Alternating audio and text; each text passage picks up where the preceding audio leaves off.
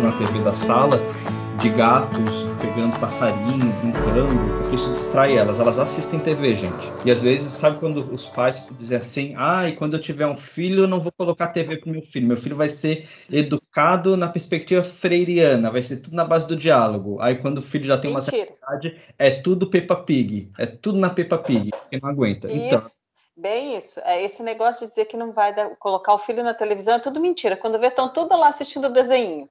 As minhas gatas, elas são assim, se eu for agora na sala, vocês vão ver 2 gatos assistindo a TV e uma gata atacada, correndo de um lado para o outro. Ela tá aqui agora, mas aí ela sai correndo, enfim. Mas assim, então o que acontece? Hoje é a última aula, e aí a gente encerra um módulo de questão social e questões contemporâneas, né? Temas transversais, na verdade. E essa última aula, ela deveria ter sido uma das primeiras, mas o nosso cronograma foi uma loucura, como vocês bem sabem, porque a questão do que vai ser apresentado hoje, que é o elemento central para entender a concepção de política social e também da nossa sociedade como um todo, né? E aí deixa eu explicar para vocês o que foi que aconteceu. Nossa aula deveria partir de uma aula do Michel Foucault no curso Nascimento da Biopolítica.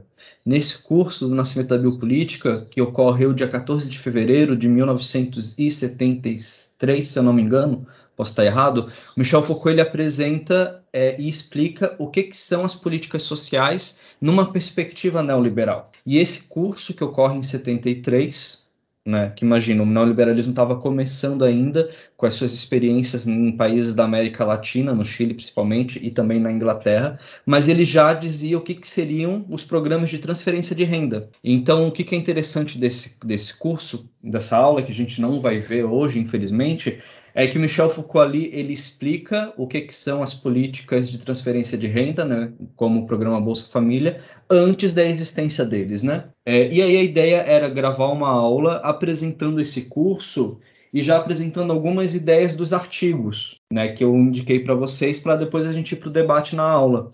O problema é que eu não tive tempo, e eu não tive tempo e não tive energia. Eu cheguei até a escrever um esboço da aula, mas aí eu estou muito cansado, porque foram 3 semestres esse ano, enfim, e aí eu, ainda por cima, meu equipamento já está dando sinais de que vai pro pau, porque o que acontece? Eu descobri isso pesquisando sobre edição de vídeo. Quem edita vídeo utiliza computador de mesa. Raramente uma pessoa que edite muito vídeo utiliza notebook. Notebook não é para isso. E eu tenho um notebook. E aí o meu aparelho, nesses últimos 2 anos, começou a ir para o pau. Eu já coloquei um acelerador do HD, já troquei a tela dele, mas ele já está nas últimas, assim. Então, além de tudo, eu estou com esse desgaste de que os vídeos estão consumindo muito mais tempo do que deveriam. Então, eu pensei assim, olha, vamos fazer uma aula expositiva, uma aula com uma pegada mais clássica, fazendo o debate. Não vou apresentar o texto do Michel Foucault. Por quê? Porque para apresentar o texto do Michel Foucault, eu preciso explicar o que é isso, né? Por exemplo, deixa eu pegar aqui o livro. Esse livro aqui, que tem essa aula, é de um curso, né? E aí, então esse livro aqui ele tem várias aulas. E aí eu ia pegar uma aula, mas para vocês entenderem essa aula, eu precisaria apresentar o curso. E para apresentar o curso, eu também teria que dizer um pouquinho sobre quem é o Michel Foucault. Então, fazer esse movimento ia exigir muito. E aí eu pensei, bom, então eu tiro o Michel Foucault, né, não tem problema. Eu pego esses artigos que eu escrevi aí ao longo de 3 anos, que tem uma síntese das ideias deles, e a partir daí a gente faz a discussão, né? Então, em virtude disso, que a gente não teve o texto do Michel Foucault, mas teve 3 artigos. Tá? E outra coisa, eu indiquei para vocês assistirem um filme chamado Você Não Estava Aqui, que é de um cineasta inglês chamado Ken Loach, que tem um outro filme dele muito bom também, chamado Eu, Daniel Blake, né? Que a gente já falou sobre Eu, Daniel Blake, e eu já tinha falado também em outra aula sobre esse filme, né? Você Não Estava Aqui.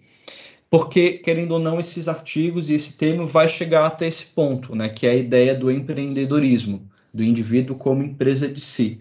E aí eu queria saber se vocês conseguiram também ver esse vídeo antes de perguntar do texto. Vocês conseguiram ver o filme? Ou já conheciam ele? Não, eu não consegui encontrar, eu procurei bastante o que até eu fiquei eu salvei e acabei não assistindo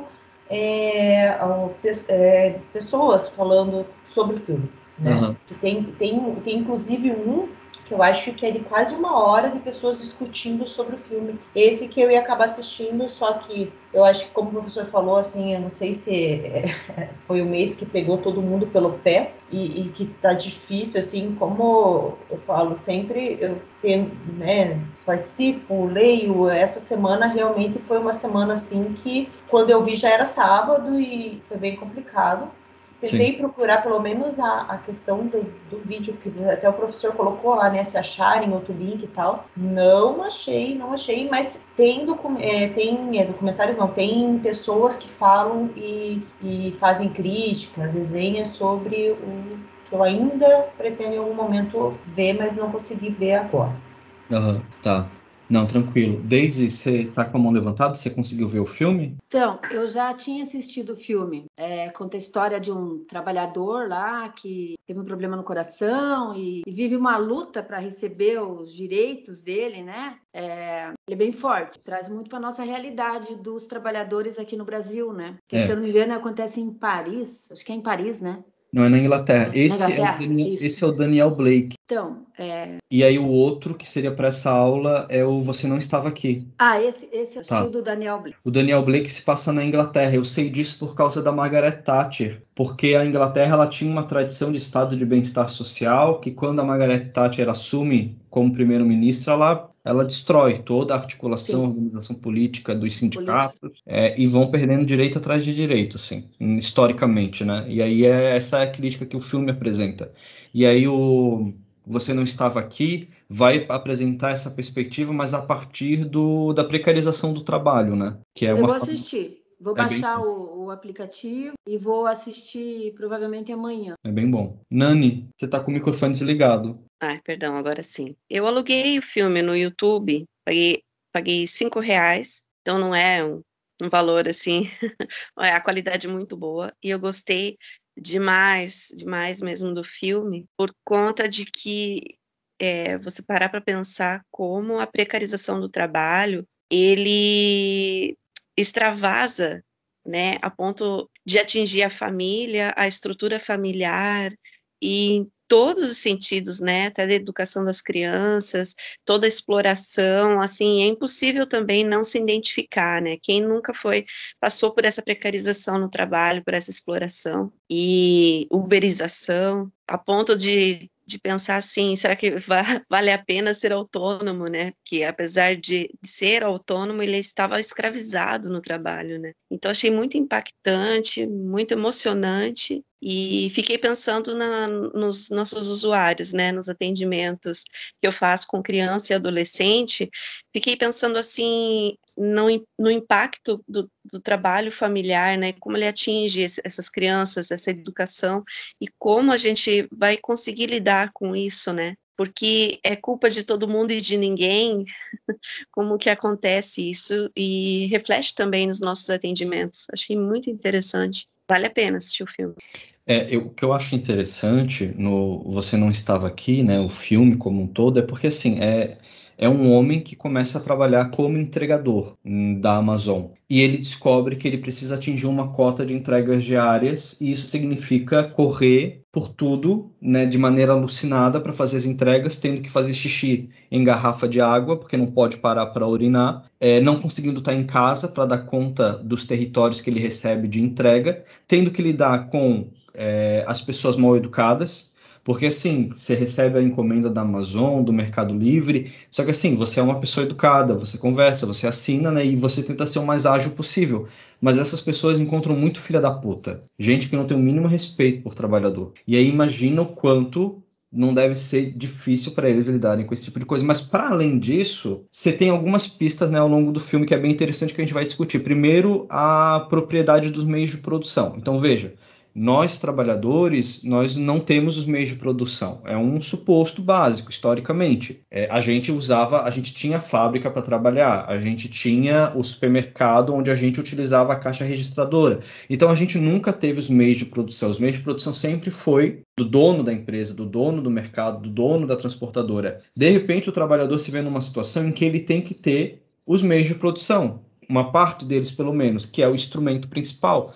Então, para ele ser entregador, a primeira coisa que ele tem que fazer é comprar uma van. E quando ele compra essa van, ele já se endivida. E aí esse endividamento ele vai impactar em toda a família. E aí você tem a esposa dele. A esposa dele é uma das figuras mais doces que vocês vão ver em um filme. A voz dela, a maneira como ela fala, como ela se move, ela é uma pessoa doce, gentil, e ela é cuidadora de idosos. Só que ela, como cuidadora de idosos, ela é contratada por uma empresa em que ela tem que fazer também um conjunto de idosos ao longo da semana, indo de um lugar para o outro, e ela não consegue estar em casa. Então ela vai de casa de idoso a casa de idoso sem parar, até que ela colapsa, ela não aguenta, ela não tem carro. Né? Um dos motivos para ele conseguir a van, um dos meios para ele conseguir a van, é que ela venda o carro que ela usa para fazer o trabalho dela. Né? Então, olha... Acho que é interessante também que ela não pode criar vínculo com os idosos, né?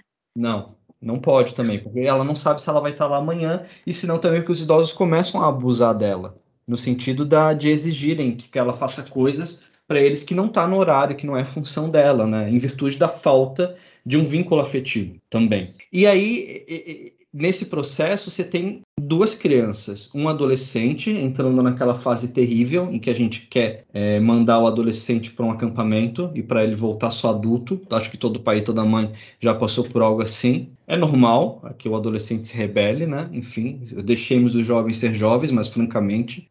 E uma menina muito jovem que se sente culpada por não estar com os pais. Ela acha de alguma maneira que a culpa é dela. Enfim. E é um filme tão devastador, assim, que você sai dele acabado. Assim, acabado.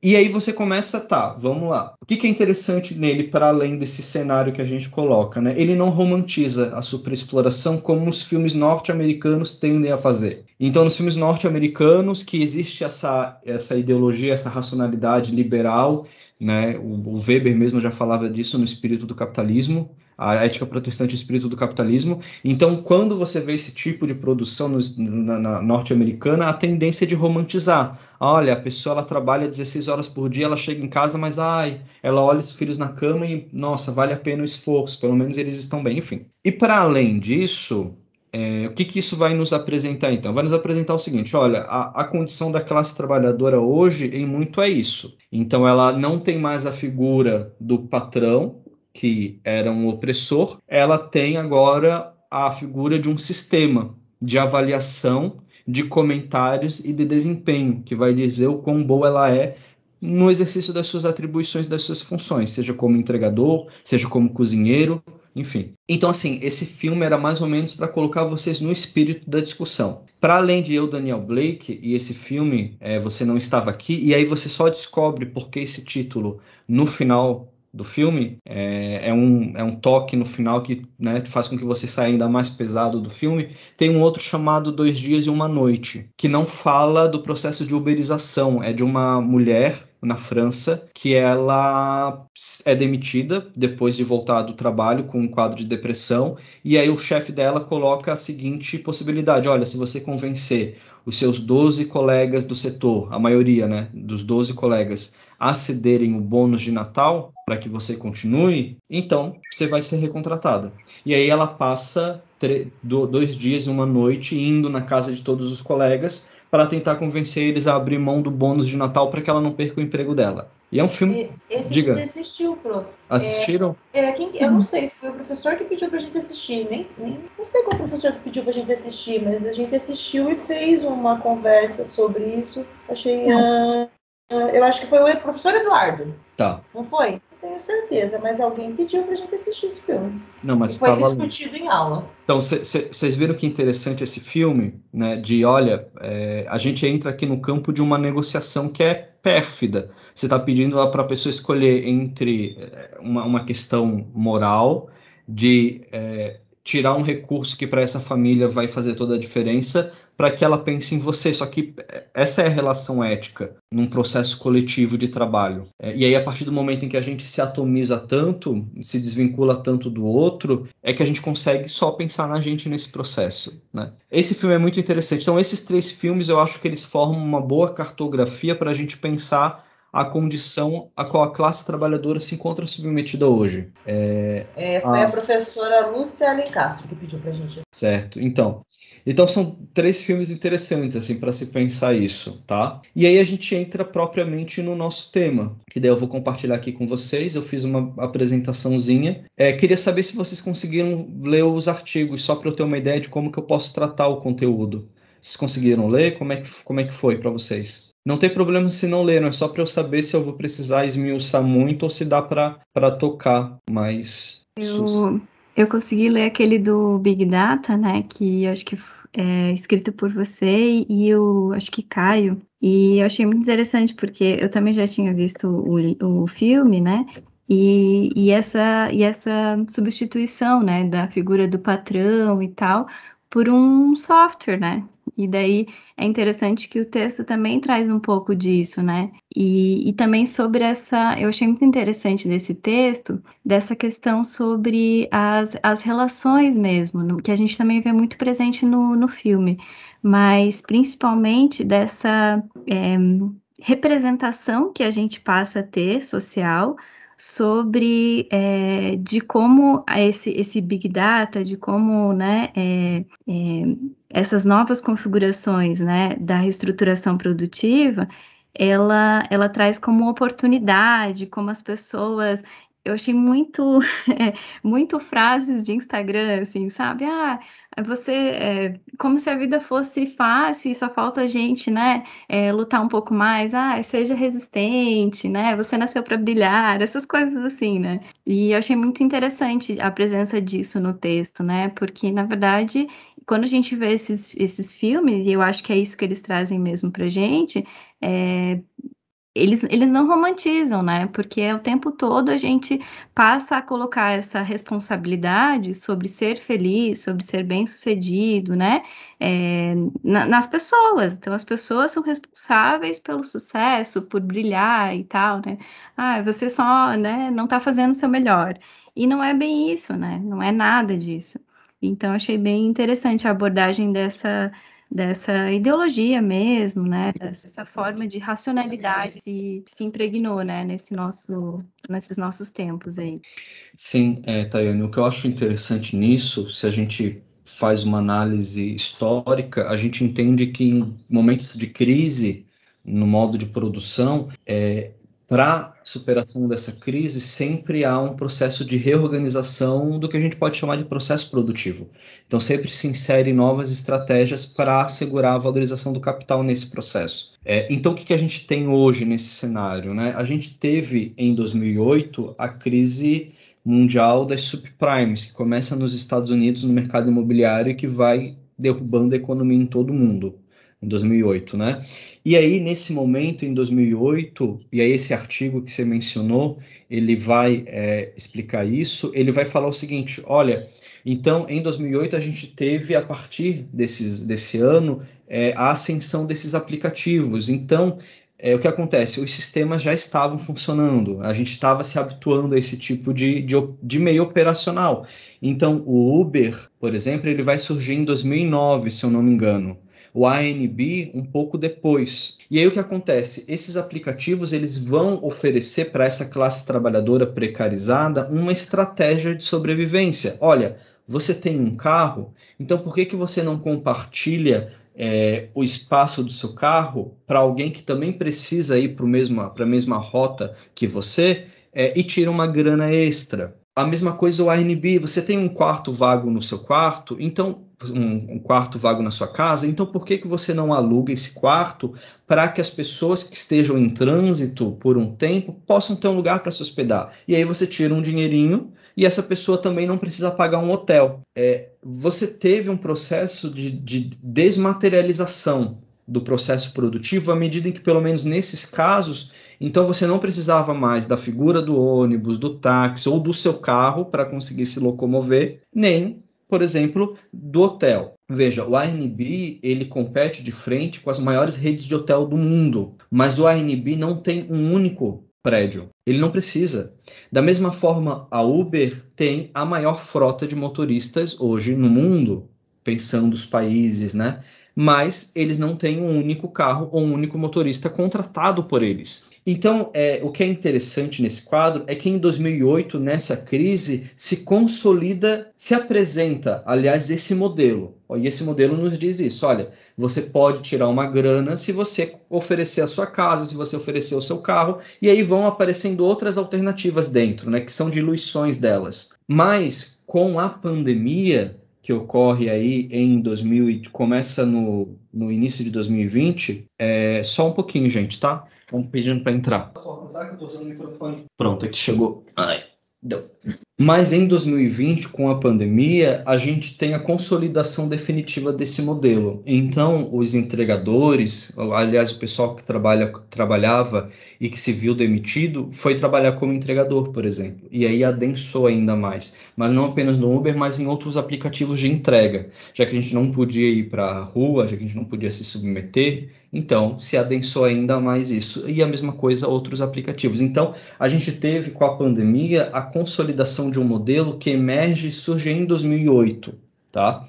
E aí esse modelo, ele parte dessa desmaterialização. Então essas startups, essas empresas como o Uber, o Airbnb, ele não precisa ter essa propriedade material que as empresas tradicionais possuem. E aí esse artigo ele vai falar sobre isso para colocar também o seguinte ponto. Quando um município que não tem recursos e precisa fazer um planejamento em torno do trânsito, da logística, imagina, a gente tem um engenheiro de trânsito, mas eles não têm recursos para isso, eles contratam o Uber num sistema de parceria. Então a Uber fornece dados e informações para a prefeitura para fazer estudos, desenhos e avaliações sobre o trânsito, e em troca o Uber consegue uma redução em torno de taxas e um maior trânsito, maior facilidade para trabalhar nesse território, para dominar esse território enquanto trânsito.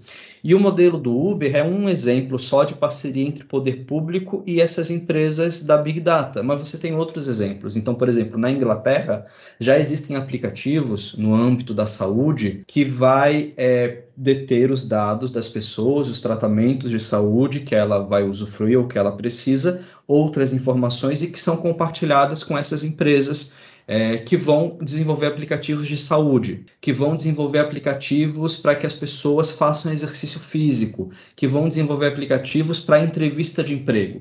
Então, é um aplicativo privado que vai acessar os dados dos desempregados que recebem seguro-desemprego e que vão mandar para eles indicações de onde que eles podem ir ser entrevistados para tentarem uma vaga, e caso eles se recusem, o aplicativo informa o poder público e o poder público corta o benefício, porque uma das condicionalidades seria que a pessoa se apresentasse para conseguir uma vaga. E, ao mesmo tempo, existe dentro desse corte dos aplicativos também as propostas de assinatura zero. É assim, ó. Por que eu uso o YouTube para disponibilizar as aulas? Eu uso o YouTube não porque eu goste dele, eu uso o YouTube porque é uma rede que consome menos dados móveis. É uma rede que, inclusive, o aluno pode não ter internet, mas se ele tem um chip, ele vai ter horas gratuitas para utilizar. Mas o que acontece? Quando num serviço você não paga, e esse é um elemento chave, se você não está pagando o serviço, você é o produto. Então, o Facebook, o YouTube, o Google, eles acabam armazenando todos os dados de tudo que você acessa e procura, para que ele possa fornecer por meio de leilões a empresas diversas informações sobre você, sobre os seus gostos, sobre os seus interesses. E aí, nesse processo, né, pensando que você tem vamos chamar assim, uma violação, porque você não sabe quais são os dados que estão sendo subtraídos sobre você, o Google sabe sobre as suas preferências de livro, de comida, sexuais, tudo.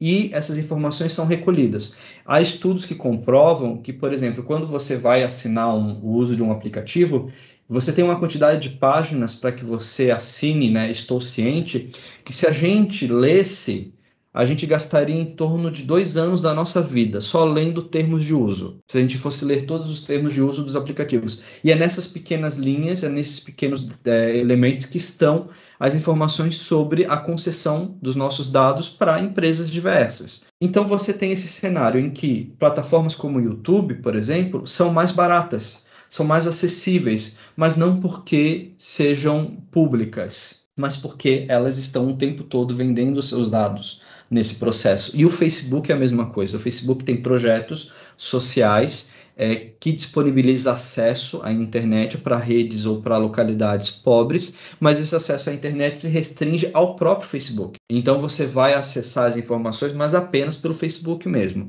Então o que é interessante dentro desse quadro também, né? A gente tem uma espécie de conversão, de aproximação entre um modelo de proteção social que não guarda mais semelhanças com o modelo de proteção social clássico que nós conhecíamos do pós-Segunda Guerra Mundial, com a Big Data, enquanto elemento informativo no sentido de dados, informações, software e hardware. Então, a gente, nesse quadro, nesse conjunto, a gente está sempre se colocando enquanto um consumidor. E esse é o interessante também, pensando a ANB, pensando a Uber. A gente sempre se coloca para essa empresa de duas formas. Ou a gente é consumidor, ou a gente é empreendedor. Então, a gente é motorista do Uber, a gente é empreendedor. Se a gente está usando o Uber, a gente é consumidor. Mas aí como é que fica a ideia do cidadão, da pessoa com direitos? Quais são meus direitos quando eu estou usufruindo esses serviços? Qual é a responsabilidade da Uber, do Airbnb e de diversas outras empresas no usufruto dessas plataformas? Esse elemento é tão grave que essas plataformas elas se apoiam majoritariamente no sentido ou na noção de confiança. Veja, o motorista do Uber sabe que ele tem que ser um bom motorista porque se ele receber uma avaliação ruim de um passageiro, ele é desligado. Ele pode ser desligado. A mesma coisa uma pessoa no Airbnb. Então, esse dado da confiança, dessa relação entre o consumidor e o empreendedor, ela dispensa até mesmo uma fiscalização. Não é necessário mais que hajam entes ou pessoas fiscalizando, porque o próprio consumidor e o próprio empreendedor fazem isso no processo de usufruto, né? E aí isso significa que, se você não precisa fiscalizar, como que você vai controlar as irregularidades que possam emergir? Isso coloca diversos problemas para a gente pensar, né? O que significa um modelo de proteção social que não é mais o da Segunda Guerra Mundial, qual é a Segunda Guerra, e que hoje se alimenta e utiliza dos dados, né, das informações que nós deixamos, dos rastros que nós deixamos por meio dos aplicativos, das redes sociais e da internet como um todo. Tá? Há um outro ponto também, antes da gente encerrar essa exposiçãozinha, que é a própria ideia do ludismo, né? Então, quem estudou história sabe que o ludismo era um movimento que surge na Europa durante a Revolução Industrial, onde os trabalhadores destruíam as máquinas porque as máquinas ameaçavam seus trabalhos. Então, veja, antes eu trabalhava com 20, mas agora eu trabalho com 5 porque a máquina faz o trabalho dos outros 15. Então, qual era o movimento que os trabalhadores faziam enquanto ludistas? Eles destruíam as máquinas. Porque as máquinas eram o oponente. A máquina não estava servindo para que eles tivessem condições de trabalho melhor. Só estava servindo para que eles tivessem menos cargos de emprego, menos cargos de trabalho. Os engenheiros da Big Data, os proprietários dessas startups e até mesmo os consumidores e os empreendedores que se inserem nesse processo, quando eles se deparam com uma crítica a esse quadro ou a esse cenário, eles vão partir para essa ideia do ludista. Olha, você está sendo um ludista porque você está partindo do suposto de que a evolução tecnológica é um problema, né? Você está partindo do suposto de que a gente deveria continuar com o antigo modelo, que a gente não pode evoluir, vamos chamar assim. E aí há uma confusão muito grande entre progresso e avanço da informatização.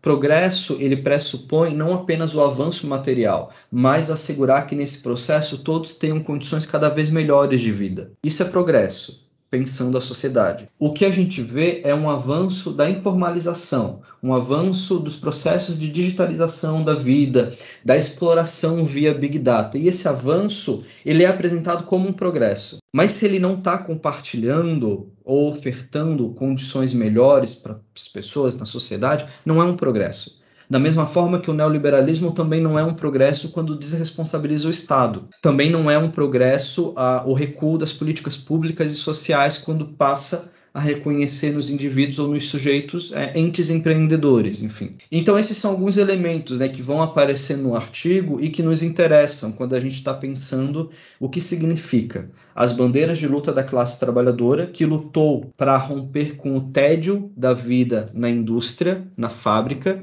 e esse rompimento de tédio e da vida na indústria e que vem junto com o processo de modernização das máquinas, com redução de cargos, com a reestruturação produtiva, acaba resultando no canto da sereia do empreendedorismo. Então, eu não tenho mais chefe, eu não preciso mais me submeter a um chefe. E esse cenário vai te dizer o seguinte, olha, você não tem mais chefe, mas você também não tem nenhuma proteção social nesse processo. Se você adoece, se você se acidenta, você não tem.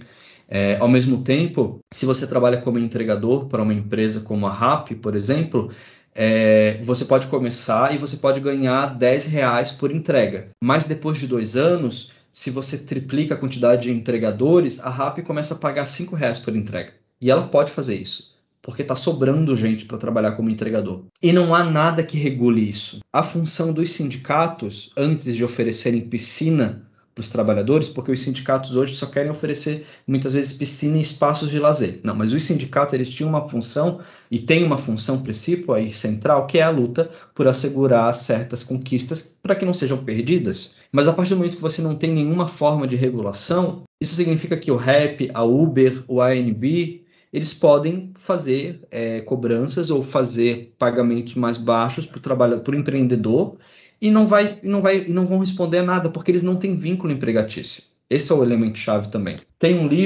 livro da Veneta chamado Delivery Fight. Deixa eu ver se eu vou achar ele aqui. Aqui, ó. Nesse livro aqui, o Kalun Kant, ele é um entregador, que ele fazia faculdade em ciências sociais e ele precisava de dinheiro, então ele resolveu trabalhar como entregador numa empresa como a Rappi, por exemplo.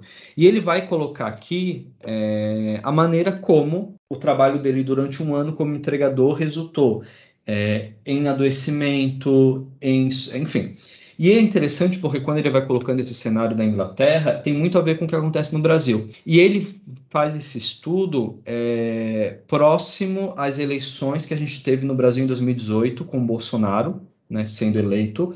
E ele vai colocar que nesse quadro, no âmbito da Europa, na Inglaterra, no caso, os entregadores brasileiros, que eram trabalhadores migrantes, eles foram centrais para a organização dos entregadores. Então você tinha lá uma mobilização para que eles conseguissem assegurar certos direitos mínimos para que eles pudessem trabalhar, e isso se dava por meio de mobilizações, que é uma coisa clássica no âmbito da classe trabalhadora, né? Olha, as ruas é o espaço de luta legítimo. E esses entregadores, olha só, estão na rua constantemente. Então ele vai apresentar esse cenário, só um pouquinho. Ele vai apresentar esse cenário, né, em torno das lutas nas ruas com os entregadores brasileiros que mobilizavam, que lutavam, e olhem só, o Kalun vai colocar o seguinte: a maior parte desses entregadores, eles eram bolsonaristas, eles eram pessoas que colocavam lá o adesivo de apoio ao Bolsonaro. Então é uma coisa tão incongruente pensar que essas pessoas estão na Inglaterra se precarizando, né, e que se tivessem aqui, se tivessem a oportunidade de votar, provavelmente estariam votando nesse governo que está sucateando e fortalecendo ainda mais os processos de retirada de direitos, e que estão lá fazendo isso, mobilizando, tentando assegurar algum tipo de direito.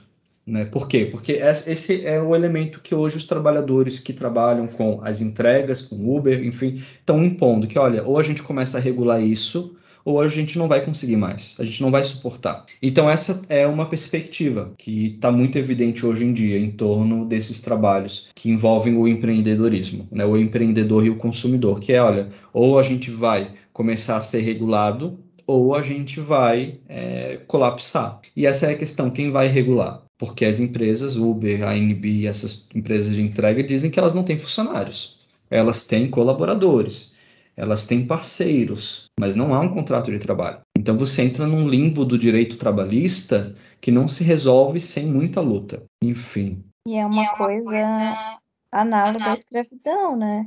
Porque essas pessoas se sujeitam a esse tipo de trabalho por falta de emprego, né? Então é quase como que não existe opção, né? Daí se sujeita mesmo. Sim, sim. A questão é que quando a gente reconhece essa superexploração, a gente sabe que isso é resultado de uma crise do modo de produção. Mas a gente não tem um horizonte de retomada de direitos, né? E aí o que é curioso, né? Num quadro em que o desemprego ele é tão exponencial, em que é mais simples procurar um bico, né? E o bico se torna o meu trabalho oficial. E você pode dizer assim, olha, então vamos procurar um emprego formal. Tá, mas com níveis de desemprego, o que te resta para sobreviver é se render a esse tipo de estratégia, que é trabalhar dessa maneira precarizada. Então, assim, a questão é justamente isso, né? Então, o horizonte, ele parece estar muito restrito para os trabalhadores, né? O que faz? Para onde que eu vou? Qual que é a minha alternativa? Qual que é a opção? Quando você não tem um governo que bata o pé para assegurar esses direitos, quando você não tem mobilização e organização por parte da classe trabalhadora, você não tem o que assegurar, você não tem meios de conquista. E esse é um ponto também, né, que serve para a gente discutir o neoliberalismo. O neoliberalismo, ele funciona como uma racionalidade que vai colocar o indivíduo enquanto um ente econômico. E aí a gente tem algumas palavras-chave que vão definir esse ente econômico. Então, essa pessoa, ela é um homo econômicos, ela tem um capital humano, ela precisa empreender, ser empresa de si mesma, né? O que significa isso? Significa que, olha, não tem trabalho, eu também não quero me submeter a uma chefia, eu não tenho vontade de fazer isso, então o que eu vou fazer é procurar essas alternativas, e essas alternativas passam justamente por esses trabalhos, por esses empregos, né? A exceção, ela está se tornando, de certa maneira, os empregos formais, no fim das contas. Quando a gente lida ou quando a gente se depara com os estratos mais pauperizados da classe trabalhadora. Vamos ver aqui. Gente, vocês têm alguma questão? É uma coisa só que eu fiquei pensando nos MEIs, né? Porque Sim. quando o MEI apareceu, foi uma coisa assim estrondosa, né? Porque daí todo mundo queria ser MEI. Inclusive eu sou MEI também. Sim.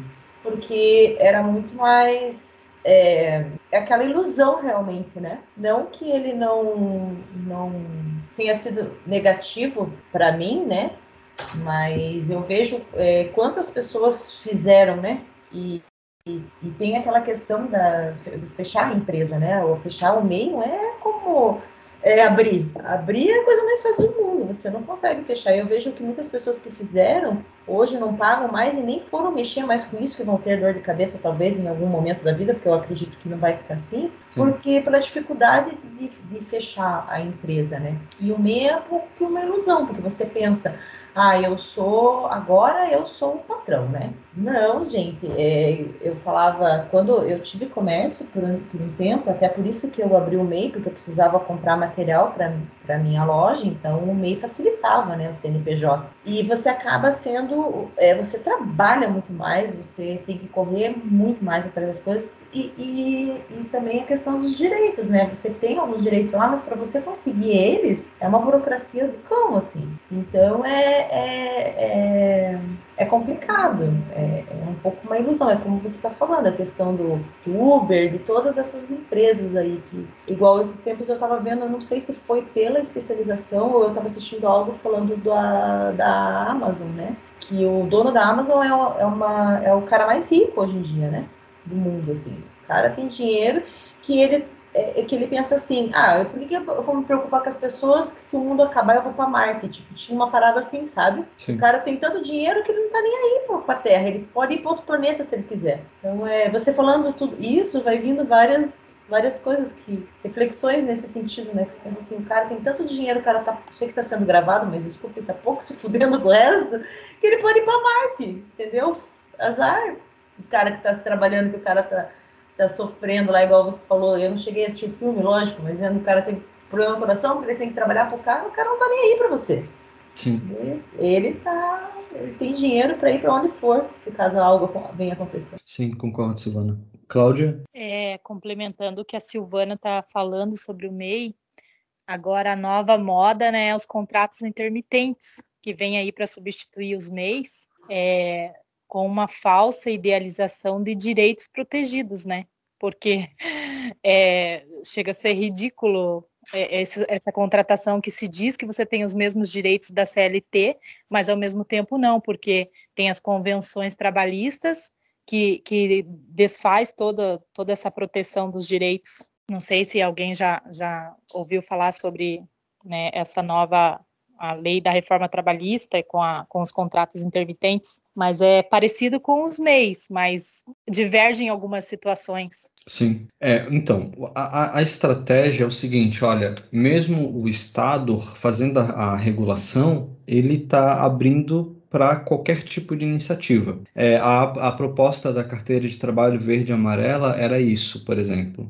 Era uma precarização tal, assim como ao longo da pandemia a gente viu também estratégias por parte do governo que visava retirar qualquer possibilidade de prejuízo para os empresários para transferir esse prejuízo para os trabalhadores. Que assim, é um cálculo tão curioso que esse governo faz, enfim, a maioria dos governos, né, mas esse em específico, que é o seguinte, olha, se for para a gente decidir quem vai sair prejudicado, a gente vai prejudicar a classe trabalhadora. Basta ver aí, né, o que significa a regulação em torno do preço, por exemplo, do gás e do combustível. E aí, a opção pela classe trabalhadora, por um lado, assegura o conforto de algumas centenas de empresários e, por outro, coloca em risco de morte milhares de trabalhadores. Então, é um cálculo que, olha, então ao invés do empresário receber um prejuízo que não necessariamente vai impactar diretamente na sua vida a longo prazo, se opta por condenar todo um conjunto da população trabalhadora à morte. E aí esse condenar não é apenas esse momento específico. Condenar significa toda uma geração que não vai ter acesso à alimentação e que vai acabar sofrendo o impacto de uma nutrição abaixo dos padrões básicos, que vai sacrificar uma geração inteira sem escolas, sem saúde. Então a gente está vendo de novo o que a gente viveu no Brasil, principalmente no início da década de 90. Eu sou de 86. Mas eu lembro do que era miséria e fome. Eu lembro das propagandas das campanhas do Betinho em defesa da alimentação, né? Uma coisa básica, comida. Eu lembro da minha avó, que ela trabalhava como merendeira na escola, a escola onde eu estudei, e ela, às vezes, levava o resto da merenda para casa, porque ela tinha 4 filhos, 3 netos e tinha um salário de faxineira numa escola. Então, o que a gente está vendo hoje são escolhas racionais, né, do que vale a pena assegurar e proteger e daquilo que pode ser sacrificado. E aí é que entra a questão chave. Olha, a gente teve governos aí do PT que duraram mais de 12 anos e que colocavam esse elemento como uma prerrogativa. Olha, a gente tem que assegurar políticas de segurança alimentar, de saúde, de assistência social, de emprego, coisas básicas. Mas o governo do PT nunca deixou desassistido os empresários. E é isso que causa mais asco dentro desse quadro. Porque a gente tem uma burguesia, uma classe média tão burra, tão ignóbil, que faz com que uma figura como Luciano Hang, o dono da Havan, fale os despropérios que fale, mas que tenha lucrado e expandido o seu império durante os governos do PT, porque foi quando ele conseguia acessar os empréstimos volumosos pelo Banco Nacional de Desenvolvimento. Então, assim, o que a gente tem que entender é que a gente está lidando com um governo irracional, com uma burguesia e uma classe média burra, irracional, e que vai impactar diretamente nas condições de sobrevivência da classe trabalhadora. E aí a classe trabalhadora é desde o MEI, que se vê dentro desse quadro, dentro desse cenário, até o seu Zé das Couves, que não tem lenha para poder cozinhar na sua casa, não tem comida para cozinhar na sua casa. Enfim, quem já leu aquele texto da Carolina Maria de Jesus, Quarto de Despejo, sabe o que é fome, né? A Carolina Maria de Jesus fala assim, olha, a fome é isso, desaparecer aos poucos, é você olhar para sua pele e você se ver amarelo, é você ver pontos pretos e saber que você vai desmaiar de fome, né? E é o que a gente está enfrentando hoje, dentro desse quadro, dentro desse cenário. E aí entra na defesa em torno desse governo. Por quê? Porque há pessoas que defendem esse governo e há pessoas que defendem, inclusive, a continuidade desse governo, não apenas pela reeleição do Bolsonaro, mas pela provável eleição de um dos principais algozes do desmonte de toda a indústria brasileira, que, enfim, é a pessoa que vai sair agora como terceira via. Um adendo aqui, eu participei de uma reunião com toda a universidade sobre a retomada do ensino presencial, e aí você vai vendo aqui, tinha mais de 200 pessoas na reunião, e na lateral você vai vendo as bolinhas, né? E o que tinha de professor com bandeira do Brasil, e que se você fosse dar uma investigada, porque eu faço isso, se eu quero odiar, eu odeio com razão, eu vou ver, vou investigar. Quando você abriu o perfil da pessoa, o que você via de mensagem de apoio ao Moro, ao Bolsonaro, professor universitário, uma classe média que é, enfim, classe trabalhadora que não se enxerga, uma classe trabalhadora que não se enxerga como classe trabalhadora, se acredita classe média, e que defende esse governo estando numa universidade pública, trabalhando como professor universitário, tendo acesso a debates, a conhecimento, enfim, talvez, né, devesse ter, enfim. Então a gente está se vendo nesse cenário.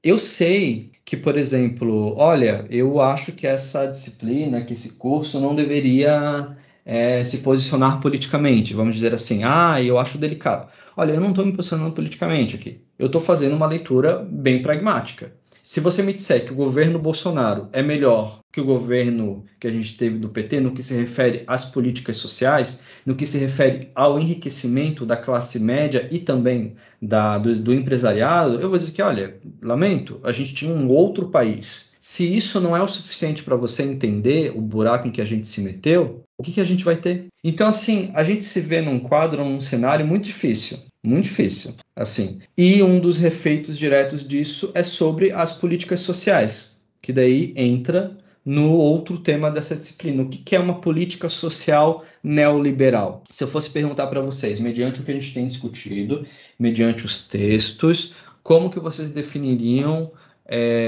no que consiste uma política neoliberal? Como é que vocês explicariam isso? Deixa eu ligar o ventilador aqui enquanto... Gente, vocês estão com silêncio sepulcral. Uma pergunta tranquila, gente. Política social e neoliberalismo. No que consiste uma política social neoliberal? Se vocês fossem dar um chute. Deixa eu fazer um teste aqui. Michael, meu filho, primeiro a defender aqui na especialização, depois da Zilma, aliás. Estás ouvindo ou estás... Estou aqui, Robson. Ô, Michael, fala para mim o que é uma política social neoliberal. Bom, acho que tem algumas linhas, né, de atuação ou de reforma dentro dessa política. Acho que uma delas é de redução dos gastos públicos, de redução ou corte de direitos sociais, de redução do Estado como um todo também, né, para a área social. Acho que esses são alguns pontos dentro dessa política neoliberal na área da política social. Tá, anotei alguns pontos aqui que você falou. Mais alguém? Eu tenho uma dúvida também, professora. Assim, por mais que, por exemplo, políticas como, não sei, o Bolsa Família ou Minha Casa Minha Vida, que tem uma pegada, né, mais social, no sentido de proporcionar, né, enfim, coisas que são inegáveis, né, que a gente viu aí nos anos que se sucederam. Ainda assim, elas trabalhavam dentro de uma sociedade capitalista, né, e de um governo que não era, né, totalmente comunista ou socialista, né, como a gente poderia dizer assim. Elas vão se enquadrar dentro de uma política neoliberal? Uhum. Ótimo, já estou anotando aqui. Mais alguém? Boa tarde, professor. Eu acho que a política neoliberal, ela tem como característica, assim, fundamental o livre mercado, né? E essa questão que a Thay falou, me veio na mente que o próprio, eu não sei se foi o Hayek ou o Friedman, que ele fala da importância, não de uma Bolsa Família, né? Mas de algo que seja, assim, para não deixar a classe trabalhadora, assim, passar fome, morrer, algo que eu não sei qual, estou tentando lembrar aqui, mas essa questão de ter uma bolsa, né, para auxiliar, né, é uma ideia neoliberal. Era só esse o comentário. Esse é um ponto. É quase que uma conciliação, assim, né? É como se abafasse aquilo que é o estopim, né, de uma crise. Isso aí, tá. É como se fosse para não deixar a população ficar revoltada, né? Para dar uma acalmada nos ânimos. Esse é um ponto-chave, eu anotei aqui para eu dar o retorno. Lucas? Prof. Mariana aqui, na verdade, todo sábado o Lucas está assistindo aula, então eu estou junto, que eu moro com ele. Hoje eu estou curiosa aqui com a aula, que eu estou gostando muito. Posso fazer uma contribuição? Manda um abraço pro Lucas, diz que eu tô com saudade dele. Ele tá aqui, tá rindo. Nossa, há 20 semanas atrás ele bem assim, vou mandar, e eu sei que pode caracterizar assédio quando o orientador fica muito em cima. Então eu paro. Eu chego a um ponto que eu não escrevo mais. Assim, olha, a pessoa tem meu contato, me procura. Meu Lucas, sem vergonha. Lucas, Lucas, saudades. Mas pode falar aí. Mas ele falou que vai continuar escrevendo. Tá. É sobre isso, né? Eu tenho uma analogia do governo PT que eu gosto muito, que foi um governo que violinista, assim, segura com a esquerda, toca com a direita. E um dos problemas das políticas sociais adotadas, óbvio, estávamos em outro país, tem muitas positividades, porém, ele também segura as bases para o que a gente sofre hoje por não fazer um trabalho de base. Ele fez inclusão a partir do consumo, né? Ele deu possibilidade de consumo, acelerou as possibilidades de consumo, e isso entra em acordo com a subjetividade que está sendo posta desse homos econômicos, assim, né? Que aí o que me preocupa dentro das Big Datas e que sempre me pega é que as Big Datas elas dão uma possibilidade de sequestro do devir, assim, eles dão uma possibilidade de sequestro dessa subjetividade. A disputa hoje, além de se dar no plano material e econômico, a partir das amarrações que você tem ali de dados e de controle sobre a subjetividade, você consegue antecipar isso. E se você é forjado a partir da base do consumo, que é individualizada, né, que é individualista, você perde total a relação comunitária e de responsabilização mútua, né, sobre os processos sociais e passa a ser totalmente... Você passa para um processo de inércia, né? Inércia, porque você fica ali individualizado, você não consegue mais ter processos coletivos. E uma política neoliberal é justamente essa que vai individualizando, né? E tudo, inclusive a responsabilidade do Estado, né? Ele não tem mais responsabilidade sobre os indivíduos em si, porque a gente é um mercado à parte, né? Somos cada um mercado. E aí uma política social neoliberal é essa que vai... me perdi agora. Mas era mais sobre isso, sobre como a Big Data hoje consegue forjar subjetividade. E isso é um grande problema. Porque daí a disputa ela é mais profunda. Não, eu concordo contigo. Desculpa, qual que é o teu nome? Mariana, deixa eu anotar aqui para te dar um bom retorno também. Então, pegando o que o pessoal... Oi, Lucas, tudo bem? Tchau, Lucas. Já cortou a câmera. Homem, você me manda o trabalho e você bote uma calça para assistir a aula. O menino tá de samba canção. Enfim, vamos lá. Não é shortinho. Só que ele gosta de shortinho pequenininho. Meu Deus, que pouca vergonha. Tá, pessoal. Então, vamos pegar do início, então, para a gente chegar até o Big Data, né? A Tayane, ela traz essa questão, tá? Então, essas políticas sociais, elas são neoliberais, e aí a gente começa do básico. São, mas por quê? Para ela ser considerada neoliberal, a gente tem que entender o que não é uma política social neoliberal, porque a política social que a gente conhece profundamente é essa que a gente experimentou nas últimas décadas, que é neoliberal. Então, o que era uma política social que não fosse neoliberal? A gente tem que lembrar da emersão do estado de proteção social, de bem-estar social, né? O resultado da destruição da Europa na Segunda Guerra Mundial e também da destruição do Japão, da ascensão do imperialismo norte-americano e de todo o processo de reconstrução a qual o mundo se lançou após a década de 40. Veja, o serviço social ele se institucionaliza e se apresenta como profissão no pós-guerra, porque era necessário também uma profissão que atuasse para a reconstrução desse mundo. Por isso que na Europa o serviço social é uma profissão, acima de tudo, conciliadora, que pensa no melhor possível entre esses dois sujeitos. Na América, principalmente no Brasil, o serviço social ele vai ter uma outra tonalidade, que é resultado de uma construção de um país de passado colonial escravista. Mas, enfim, vamos voltar para a política social do pós-Segunda Guerra Mundial. Esse processo de reconstrução precisava assegurar o fomento à sobrevivência de uma população que precisava voltar a se multiplicar. Um território ele é protegido ou defendido, a gente assegura o domínio dele quando a gente tem população que o ocupe. Tanto é que às vezes a gente vê até notícias e chamadas do tipo, olha, você recebe tantos dólares se você for viver em tal país, em tal cidade da Islândia. Porque não há pessoas lá, ou olha, a Nova Zelândia está pagando para que as pessoas ocupem. Itália até há pouco tempo atrás estava impedindo a entrada de imigrantes, e agora eles começaram a abrir porque eles precisam de pessoas para trabalhar. Mas a questão central é essa: um país, um território, ele assegura a sua constituição, o seu crescimento, se ele tiver uma população. Então esse é um ponto-chave. A gente tem que entender que há uma relação muito balanceada na história do capitalismo entre superpopulação e crescimento. E, em alguns momentos, o modo de produção decide que é do interesse dele, sim, sacrificar contingentes dessa população. E que, quando chega-se num ponto ideal, volta-se ao fomento para o desenvolvimento numeroso dessa população, vamos dizer assim. E o pós-Segunda Guerra Mundial foi isso. E como que isso era assegurado? Era assegurado por políticas sociais de proteção. Essas políticas, elas asseguravam, dentre outros elementos, pleno emprego. Pleno emprego significa não apenas emprego, mas estabilidade no emprego. Significava que o trabalhador ele tinha opções e significava que ele tinha um salário que assegurava a ele a sobrevivência. Essa política social, ela entendia que o investimento público, pensando a sociedade, ela precisa, no âmbito dos indivíduos, assegurar que todos tenham condições de sobreviver. E essas condições de sobreviver se davam pelo compartilhamento tanto dos riscos quanto dos recursos necessários.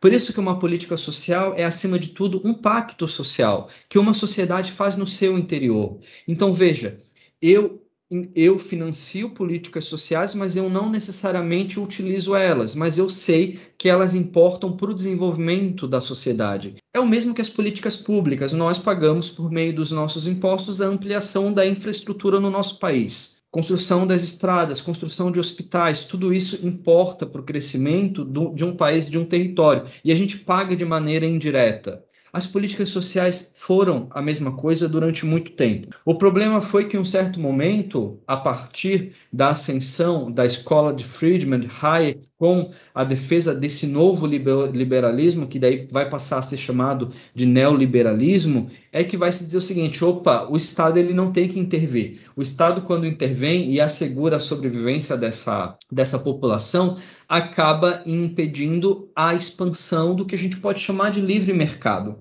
Então, o neoliberalismo ele vai se inscrever no coração do mercado. Ele vai dizer o seguinte: olha, o mercado é o elemento de veridição. O que é uma veridição? É assim, olha, vamos pegar o seguinte: historicamente, os médicos falaram muita bobagem. Os médicos eram muito incompetentes, mas eles eram incompetentes porque eles não tinham acesso aos estudos e pesquisas que nós temos hoje. Mas o que significa dizer que eles eram incompetentes, então? Ainda que fossem médicos, significava dizer que, olha, não haviam, nas etapas de desenvolvimento, conhecimento em torno de certas tecnologias e informações. Tá. Qual que era, então, o regime de veridição que permitia que os médicos falassem tanta bobagem sobre a sexualidade das mulheres, por exemplo?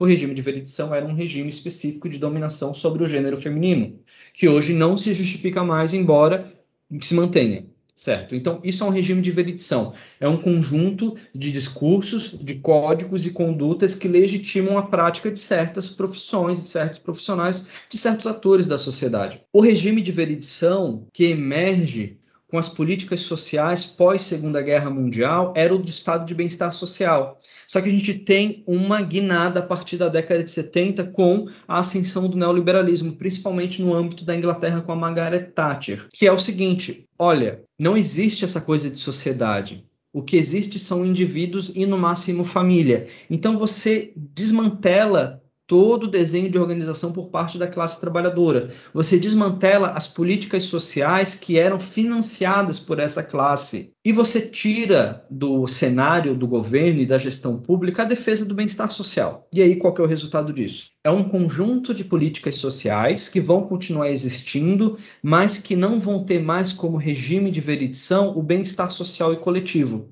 O regime de veridição das políticas sociais neoliberais é o mercado. E aí, como que a gente consegue identificar isso pensando as políticas sociais, como, por exemplo, o Bolsa Família? É simples. O Bolsa Família, ele se manteve durante muito tempo porque, dentre outras coisas, se sabia que cada R$1 investido nessa família voltava R$1,78 para o mercado, para o consumo nas localidades e nas regiões em que essas famílias estavam. Vejam, a gente não está falando aqui de uma política social, então, que pensa o bem-estar social. A gente está pensando numa política social que pensa a sua adequação às exigências do mercado. E se o mercado diz que está bom, que se invista R$1 nessa família e que se retorne R$1,78, então a gente continua sustentando ela. A gente continua sustentando essa perspectiva. Como que isso fica mais evidente ou mais claro? De que maneira? Da seguinte forma, veja, se a gente utiliza a argumentação do retorno para o mercado, então a gente sabe que, olha, então isso é o que define. Se o mercado não fosse o ente de validação, como que a política social poderia funcionar? Ela poderia funcionar da seguinte forma: ao invés de R$300 para essa família, que se assegurasse emprego. Ao invés de R$300 para essa família, que se assegurasse escolas de qualidade para as crianças, que funcionasse em contraturno, que não obrigasse essa mãe ou esse pai a pagar alguém para cuidar da criança. Se fosse para assegurar uma política social que não tivesse o mercado como ente, né, como regime de veridição, a gente teria um conjunto de opções que historicamente nós já conhecemos, mas que exige, acima de tudo, uma organização coletiva mais ampla. E aí entra um outro ponto também importante. A política de saúde, política social, política pública de saúde, ela foi, no nosso país, uma bandeira de luta de toda a classe trabalhadora. Então, para quem estudou a reforma sanitária, para quem estudou a reforma antipsiquiátrica, aliás, para quem estudou a saúde no nosso país, sabe que, olha, a gente conseguiu transitar de um modelo individualista que partia do princípio de que a pessoa tinha que apresentar a carteirinha do INPS para ser atendida, para um modelo universal, porque houve uma luta no interior da sociedade gigantesca. Então, isso foi o que permitiu o SUS. Quando a gente pega a política de assistência social, ela foi a que mais demorou para se desenvolver no âmbito da Seguridade Social. A Seguridade Social no Brasil é formada pela saúde, assistência e previdência, então a assistência foi a que mais demorou, e foi a que contou com menos recursos, né? Recurso mesmo era para o BPC, de repasse direto. Tirando isso, havia pouquíssimo investimento antes do governo do PT. Depois, com o governo do PT, se desenhou uma política social efetiva no âmbito da assistência. Mas por que isso aconteceu, então? Por que a saúde se desenvolveu e a assistência social não se desenvolveu? Se eu fosse perguntar para vocês, historicamente, qual que é o motivo? Qual que seria a pista de vocês? Qual seria o palpite de vocês? Vou chutar. Nossa, é um chute mesmo. Eu acho que talvez porque quando a gente investe em saúde, quando o trabalhador tem saúde, ele consegue desenvolver o trabalho melhor, né? Então, eu acredito que seja meio que por essa lógica, assim. Olha que interessante o que você falou, Ana. Quando o trabalhador tem saúde, é melhor. Olha só, esse é exatamente o motivo pelo qual ocorreu o que ocorreu com a política de assistência. A política social de saúde, ela era defendida pela classe trabalhadora, mas também pelo empresariado, porque entendia isso. A política de assistência, historicamente, nunca foi defendida pela classe trabalhadora organizada. Não há, historicamente, no âmbito dos sindicatos ou das lutas, qualquer movimentação em torno da defesa da importância e da necessidade da política de assistência social. Por quê? Porque quando a gente fala em classe trabalhadora organizada, a gente está falando, então, de sujeitos que já estão inseridos no processo produtivo, que tem o básico para assegurar a sua sobrevivência. A política de assistência social, historicamente, no âmbito, pelo menos, da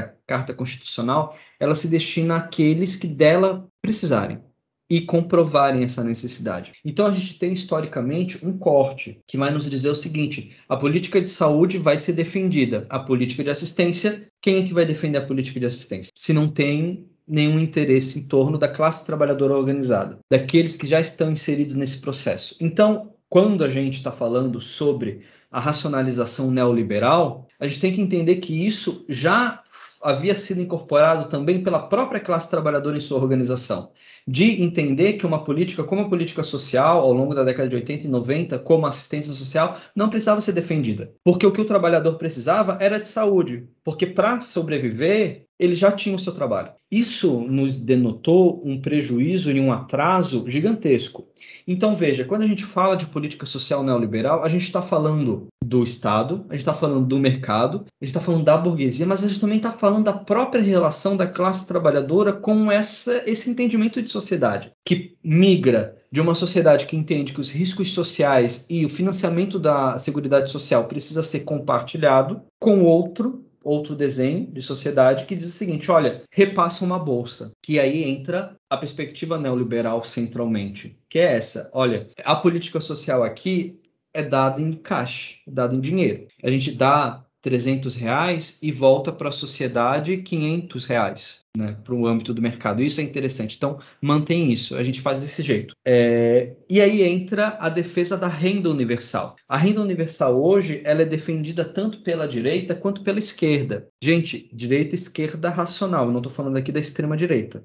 E nem do Partido Operário, que de vez em quando dá umas loucuragem que eu não entendo o que acontece com aquele povo. A renda universal, por quê? Porque vai assegurar a sobrevivência das pessoas. Mas a questão, quando a gente passa por isso, é o seguinte, a gente não está investindo em estrutura, a gente não está investindo em políticas sociais e serviços de qualidade. A gente só está fornecendo, repassando dinheiro para que esse dinheiro volte para o próprio modo de produção. Então, a Bolsa Família era isso, dentro desse desenho. Estou aqui desqualificando a Bolsa Família? Não, por favor, é o pouco que nós tínhamos e foi uma experiência positiva. Mas dentro desse quadro, a gente entende que, olha, isso é resultado, então, de um desenho social em que uma política social pensada a partir das suas origens é impossível.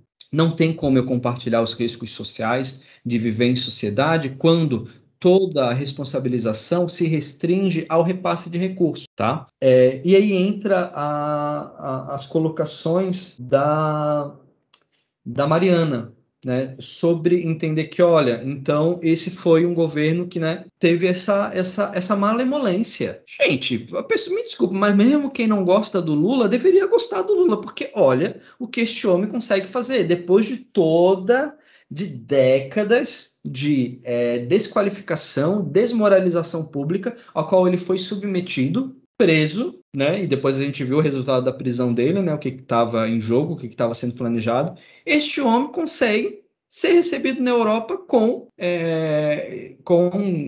louvor de chefe de Estado. Sendo que, olha, o nosso presidente, o pessoal estava escapando dele como se ele tivesse sarna. Então, esse governo foi um governo da malemolência. Ele negociou com quem ele precisava negociar. Tanto é que a chapa, a vice, era com o PMDB, pelo amor de Deus. Mas foi um governo que entendeu que para chegar ao final do mandato, ele precisava fazer essas negociações. Por quê? Porque a gente está falando aqui de um desenho político que se restringe e que tem um limite na democracia burguesa. Democracia é uma coisa linda. Uma democracia burguesa, não. A gente tem que entender que é outro corte. A gente tem que entender que, olha, o nosso horizonte, ele não pode se restringir, ou não deveria se restringir à política burguesa. Mas como eu sou uma pessoa pragmática, eu digo assim, olha, gente, eu estou muito afastado da experiência revolucionária, 1917, experiência revolucionária, União Soviética. Assim, gente, eu estou muito longe disso, eu não vi isso, eu nasci em 86, me desculpa. Eu conheço a fome da década de 90, eu conheço a ascensão dos pobres para uma condição um pouco melhor, pelo menos para alguns, e eu conheço o declínio que nós estamos vivendo hoje. Eu não sou um romântico, por exemplo. Eu não consigo ficar falando das experiências socialistas, revolucionárias, historicamente difundidas, como se fossem algo que eu quisesse reviver. Eu nunca revivi isso, eu não sei o que é. E eu vou colocar outra coisa, eu sou viado. Eu sei o que esses regimes fizeram durante muito tempo com pessoas homossexuais. Ah, mas aí você está entrando numa questão identitária. Não, é uma questão básica, de bom senso. Vamos lá, gente, né? Vamos partir para o básico. Olha, as experiências terríveis a qual nós vivemos, né, a partir desses processos, né, historicamente, não são tão diferentes quanto outras experiências historicamente terríveis. Então, assim, pensando o governo PT, né, falando especificamente dentro desse quadro, né, de um governo que dá uma malemolência que conseguia negociar com quem precisava negociar, e tá ótimo. Ainda com todos esses problemas e com todos esses defeitos, e o serviço social fazia centenas de críticas ao governo do PT, eu lembro que eu era aluno durante o governo do PT da graduação, entrei na universidade em 2006, Mas foi um governo que me permitiu fazer a universidade, eu tinha bolsa, eu tinha condições, enfim. E daí entra no sequestro das subjetividades, né? Então vamos pensar o seguinte, né? Trazendo para Big Data. Então a gente tem esse processo de flexibilização e a gente tem um outro desenho de relações sociais. A gente tem, por exemplo, uma migração extrema dos espaços de rentabilidade do capital. Um Instagramer hoje tem influência de verdade, ele faz uma fortuna, muito fácil, porque é a maneira como a sociedade valoriza agora a ideia da estética e da imagem, por meio do que a gente pode chamar aí, talvez, dos estudos da semiótica, né? Um exemplo que eu vou dar para vocês, bem simples, mas que serve para ilustrar essa ideia do Big Data, do sequestro das subjetividades. Boa parte das pessoas aqui cresceram vendo TV Globinho. Eu via TV Globinho quando eu era criança, eu vi TV Colosso, eu vi o programa da Angélica, eu adorava. Eu via desenho, eu gostava de desenho, eu era uma criança que via desenho, tá, beleza.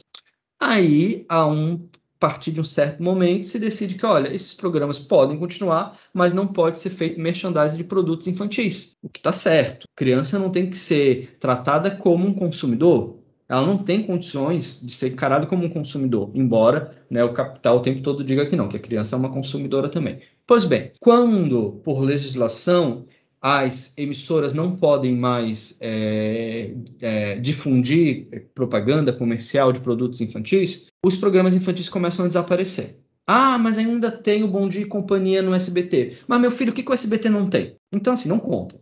Estou falando aqui do TV Globinho. Tá, sumiu, não tem mais. Beleza. Aí emerge a cultura do youtuber. E a cultura do youtuber é a seguinte: você assina um canal e você vê conteúdo, material produzido supostamente por uma pessoa. E existe um nicho hoje entre os youtubers que é das crianças youtubers. Ou então, daquele adulto que ainda se apresenta como uma criança, né? Vide o irmão do Neto lá, o Lucas Neto. Vamos pensar o seguinte, então. A criança, ela se enxerga nesse youtuber. E esse youtuber, ele recebe mimos, recebe pagamento para divulgar marcas. E esse youtuber, ele não é regulado pelas mesmas leis que regulam o trabalho numa emissora de TV. Então, por exemplo, vamos pensar assim. Novela. A criança que está atuando na novela. A criança ela não pode presenciar uma cena de sexo. Estão gravando uma cena de sexo, a criança não pode participar.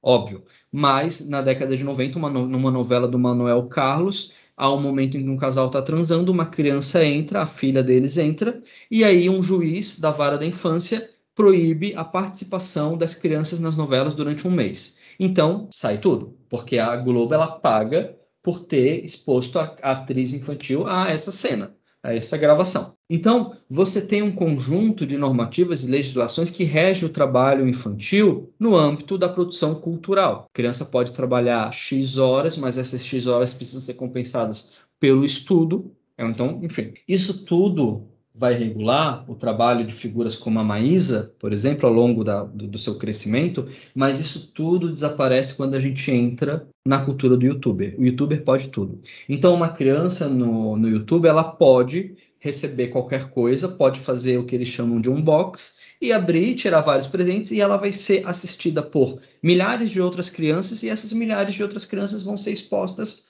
a um processo semiótico de imagem, de usufruto da mercadoria que a gente já tinha avançado historicamente. A gente já tinha entendido que criança não é consumidora. Então, a gente não podia vincular comercial de produtos infantis. Então, a estratégia do capital é migrar para o YouTuber, com as crianças YouTuber. É migrar para as crianças do Instagram. Não estou falando bobagem, tá, gente?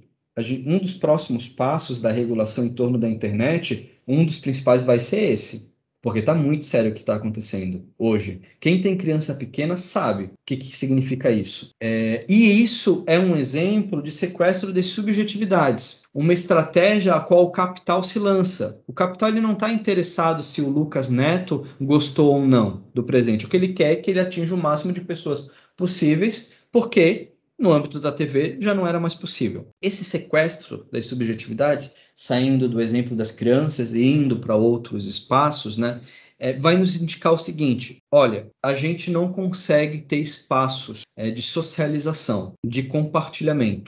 Isso foi ainda mais agudizado pelo pela pandemia. Nesse processo, então, as pessoas acabam se voltando para interesses individuais, e esses interesses individuais significa justamente uma tendência a se atomizar, a não se relacionar, a não se colocar com o outro nesse processo.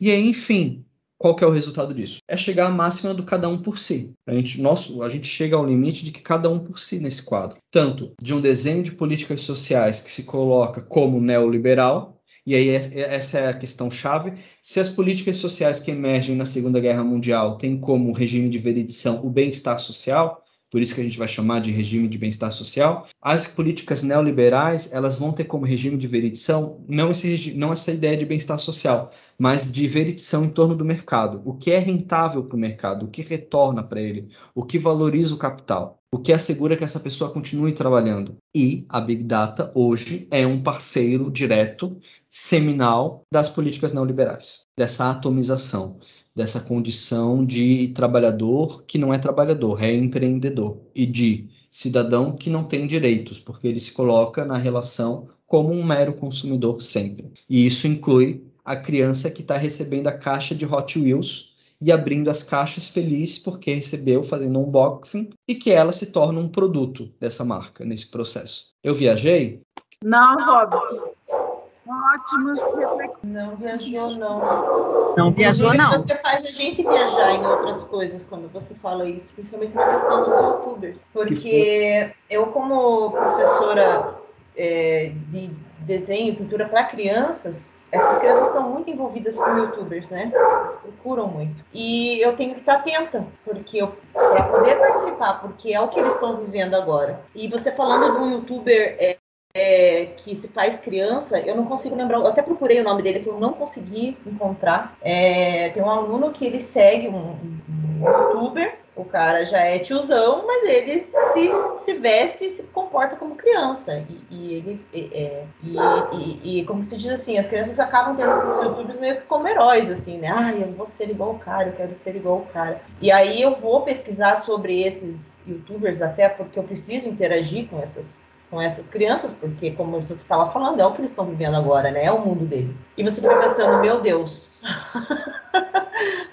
É muito complicado, né? É muito complicado, porque como você fala, a questão de materiais que eles colocam, né? Até a questão do desenho, assim, às vezes que não é necessário, mas é que é colocado para eles porque é o marketing, né? É uma maneira de vender, é uma maneira... E eu acho que você não viajou, não, pelo contrário, é isso aí mesmo, sabe? Eu acho que é o que as crianças estão vivendo no momento e eu acabo indo que pesquisar, porque eu preciso saber o que está acontecendo e eu fico, às vezes, sabe? Eu não consigo assistir um vídeo inteiro, porque você tá vendo aquilo que realmente a criança não vai perceber, porque ela tá viajando naquilo, né? Deixa eu só perguntar, Lucas, você tá com a mão levantada, você quer falar? Ou ficou levantado depois da Mariana? Acho que a mão ficou levantada só. Ah, tá. Então, assim, deixa eu dar um exemplo para vocês. Professor, só queria complementar. Claro, pode falar. Não, é que não tem muito a ver com o assunto, mas tem a ver um pouco dessa questão de como os youtubers influenciam. Não sei se você viu, com o Lucas Neto, inclusive. Os pais das crianças de Portugal estão preocupadas porque os filhos estão falando português brasileiro lá, por influência de tanto assistir os youtubers brasileiros. Tipo, palavras que lá tem um significado e aqui tem outro, e as crianças estão usando as palavras daqui, assim, sabe? Sobre isso é interessante porque a gente sofre um processo de colonização do inglês gigantesco, né? Então a gente fala hot dog, a gente fala cash, a gente usa expressões, né, do inglês que são super naturalizadas. Em Portugal se traduz todas as expressões. Eles não utilizam nenhum termo de outra língua, é uma questão de lei mesmo. Por isso esse preciosismo que esses pais apresentaram sobre essa situação, das crianças falarem com sotaque de português brasileiro. Mas isso é verdade, eu dei uma olhada nisso, mas é interessante porque Portugal tem uma postura bastante ortodoxa sobre o idioma. Tá ótimo, tá certo. Eu também acho que é certo. E aí entra numa questão que eu queria para complementar esse tema, né? Com a pandemia, a gente teve essa situação em que não apenas as crianças, mas todo mundo acabou se vendo em casa e muita gente acaba acessando informação, enfim, pelo YouTube, né? Mas no caso das crianças, isso é mais interessante mesmo. Tem um youtuber que é da cultura pop, né? Então, assim, a cultura pop é literatura fantástica, super-heróis, literatura de terror, enfim. E tem um que é um tiozão mesmo, já tem mais de 40, mas se fala como criança e tal. E ele alcança milhões de pessoas por vídeo. E assim, não é o Felipe Neto, nem o Lucas Neto, é um outro. E o que é interessante? Eu tenho um primo de 15 anos que segue esse canal. E esse meu primo adora cultura pop, super-herói, enfim. E uma vez conversando com ele, ele falou sobre a lacração das histórias em quadrinhos, dos super-heróis, né? O que é lacração? É a diversidade. Então, de repente, né, no cenário dos super-heróis, em que todos os heróis eram homens musculosos, brancos, ou as mulheres, né, eram... enfim, você vê a roupa de uma super-heroína e você pensa, tá, mas minha filha, você tem que se proteger, você tá na luta, como que você luta de maiô? Mas, enfim, era a maneira como a sexualização feminina e a imagem do ideal masculino era vendido, né, nessa figura dos super-heróis, né? E aí, o que esse meu primo chama de lacração, essa diversidade que começa a entrar nos super-heróis. Então, as heroínas não são mais hipersexualizadas, os heróis começam a demonstrar sentimentos, inclusive heróis com uma maior diversidade no que se refere à etnia, ou super-heróis até com sexualidade que não seja exclusivamente heterossexual. Então você começa a ver super-heróis bissexuais, homossexuais, e esse meu primo fala, mas tem muita lacração nos quadrinhos agora. Uma criança não, né? Um adolescente de 15 anos, que não tem formação para falar esse tipo de coisa, não entende, né? E aí eu perguntei para ele, tá, mas onde é que tu ouviu isso? Ele falou do canal e tal, aí eu fui dar uma olhada com ele no canal. Aí vi um vídeo e entendi o que era. E aí eu expliquei para ele, olha, você entende que a política, ela está inclusive nesse canal que você está seguindo? Veja, não existe sereia, mas esse apresentador reclama que uma atriz negra é escalada para interpretar uma sereia. Mas não existe sereia. Qual que é o problema de uma mulher negra interpretar uma sereia? Da mesma forma, os heróis bissexuais, enfim. E aí eu fui conversando com ele, né, explicando, e aí chega num ponto nodal, que olha, Arthur, né, o nome do meu primo.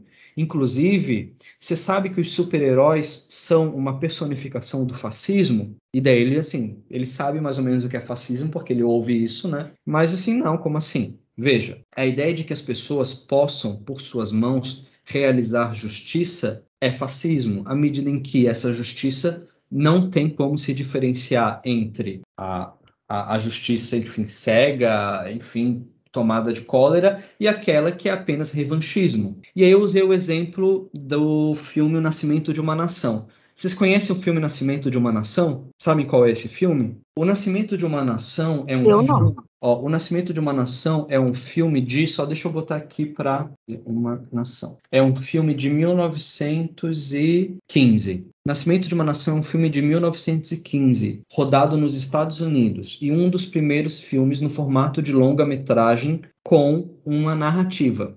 O que o Nascimento de uma Nação vai apresentar? 1915, Estados Unidos. Coisa boa não é. Ele vai apresentar os negros como a principal ameaça aos Estados Unidos. E para combater essa ameaça do negro nos Estados Unidos, né, e como é que o negro é retratado? O negro é retratado como um bêbado, como um ladrão, como um bandido, como um estuprador, porque existe no imaginário coletivo nos Estados Unidos a ideia de que os negros desejam as mulheres brancas, e aí há uma cena nesse filme em que um negro estupra, violenta uma mulher branca e essa mulher branca se mata. E nesse filme, Nascimento de uma Nação, você vai ter a imersão do Ku Klux Klan. Vocês sabem o que é o Ku Klux Klan? Sim. Ku Klux Klan era aquele pessoal que faz cosplay do Zé Gotinha do mal. Aquele povo que colocava um capuz branco e saía para fazer linchamento contra pessoas negras. Supremacistas brancos, esse é o termo. E esse filme vai apresentar o nascimento do Ku Klux Klan vinculado ao próprio nascimento dos Estados Unidos como uma forma de supremacia dos brancos no combate à ameaça racial materializada pelos negros. Então, veja, a gente não está falando aqui de uma obra tranquila que a gente assiste na sessão da tarde, né? A gente está falando aqui de uma coisa pesada, mas que foi feita em 1915 e que, quando foi apresentada pela primeira vez em público, recebeu elogios do presidente. Esse filme ele está guardado como peça histórica, né, entre os principais e mais importantes filmes da história, e ele foi utilizado como material de divulgação e promoção da supremacia branca. 1915. E aí, esse é o elemento-chave que nos permite vincular a supremacia branca, o fascismo, à cultura dos super-heróis. E aí eu expliquei isso para o meu primo. Expliquei com toda a paciência do mundo, porque, né, a pessoa tem 15 anos. Veja, no Ku Klux Klan não há motivo ou justificativa para que as pessoas usem capuz. Por que essa figura do Ku Klux Klan, da supremacia branca, usa um capuz para se esconder? Por que ele... Ele é um branco. O país todo já está submetido a ele. Por que ele tem que usar um capuz branco para se esconder? Você entende, Arthur, a ligação disso com a cultura do super-herói? Não há registros na história do mundo, qualquer emersão de figura vinculada ao que os super-heróis fazem, que o ligue à necessidade de esconder a sua identidade. Os super-heróis têm a identidade secreta como um elemento-chave. Se a gente pensa no Robin Hood, por exemplo, Robin Hood nunca escondeu a identidade dele. Mas ele estava lá combatendo na Europa a injustiça.